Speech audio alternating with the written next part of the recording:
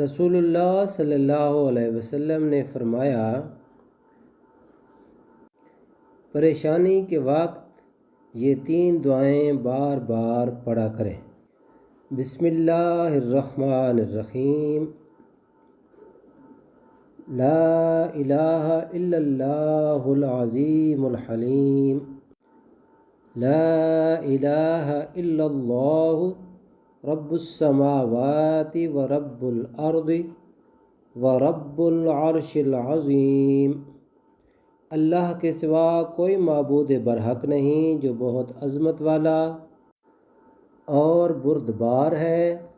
اللہ کے سوا کوئی معبود برحق نہیں، وہ زمین و آسمان اور عرش عظیم کا رب ہے۔ لا الہ الا انت سبحانک انی کنت من الظالمین۔